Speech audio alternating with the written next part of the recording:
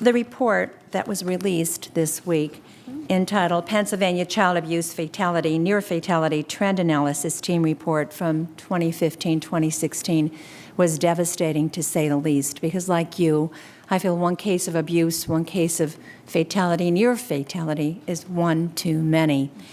Your schemata, I want to compliment you on that because it was thorough. I mean, in reading it and looking at the county-by-county analysis, I thought you did a very thorough job.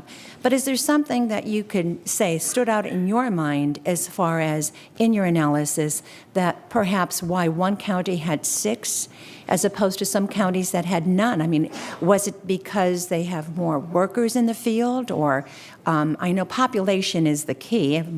Some counties have more than others, but is there something that stands out? Opioid drugs, parents that perhaps have others babysit their children who are not a part of the family. What stood out in your mind? So I'm going to look at Kathy and see if Kathy wants to come up, because it was a really great report that her team did, and we're really proud of it, and proud of the fact that we did this proactive look. This is not something that's ever been done before, but her team took the initiative a few years ago to really drill down into the fatalities and near fatalities and figure out what's going on from a system-wide perspective, and let's look at the aggregate data to figure out what's happening. So Kathy may be able to go into more detail. And Kathy, was this done in other states? And no, we looked at what other states were doing, but really in 2015, we identified that counties were doing their local child fatality and near fatality review teams, and then the state was doing ours. And that there were recommendations that we were providing in each of those reports, and that there was no way for us to really aggregate that data up into one. So we had a lot of information about individual children who were dying or nearly dying, but we didn't then have the ability to put that information together really in a comprehensive report as we did when we released it last week. And so part of our conversations were really looking at, I think, once we began to engage in conversations and saw some areas of concern in those reports, that's when we really began to look at what other states were doing and how we might improve our system moving forward. So some of our recommendations were really around providing increased training for some of our review teams, looking at regionalizing those. And I have them. Yeah. But Kathy, I'm wondering, how did we compare with other states? Yeah, so generally when we looked at our data compared to other states, we had slightly fewer children that were dying or nearly dying when we kind of normalized that in a rate per 1,000.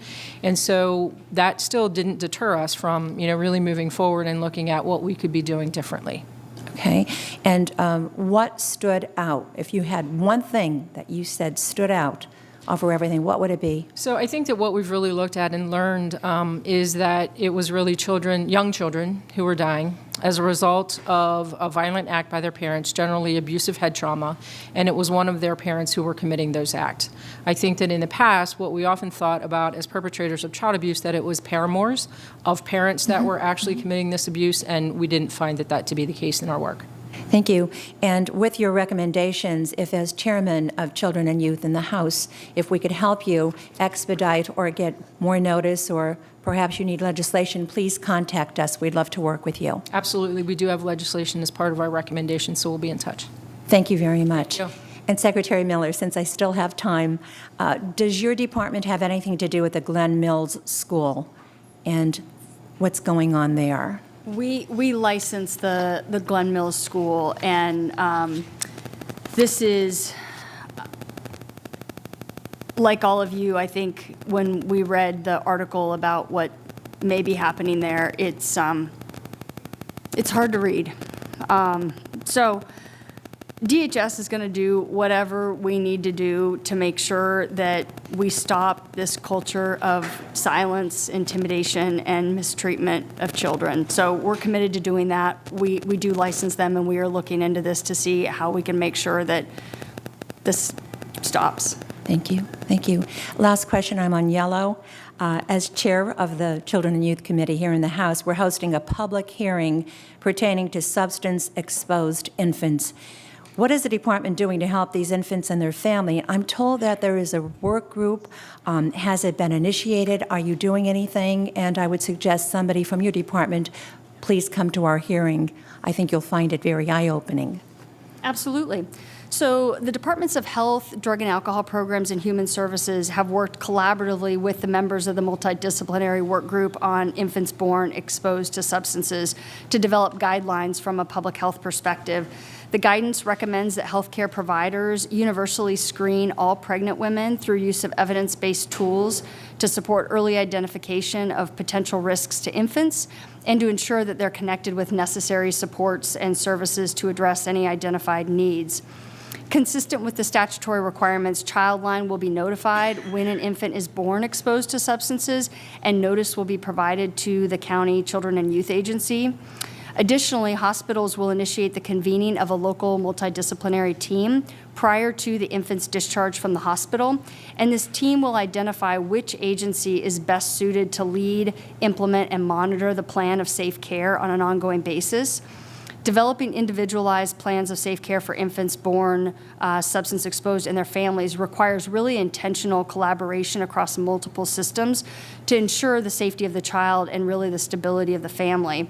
The entity identified as the lead will then be responsible to convene the team and to monitor implementation of the plan and really ensure that progress is being made towards addressing all identified needs. If at any time there is a concern for the child's safety, a Child Protective Services or General Protective Services referral could be made to Childline to ensure further investigation by the County Children and Youth Agency when they're not identified as the lead entity responsible for monitoring the safe plans of care. We have 5 regionally based training sessions. They're going to be held between March and June of 2019. And during those sessions, county-specific teams of 6 to 8 people involved in the provision of services to infants born affected by substances and their families will review current protocols to ensure that they're consistent with new requirements and guidance issued. So we're going to be scheduling follow-up sessions to seek ways to enhance services to this vulnerable population and amend the guidance to reflect any needed practice changes.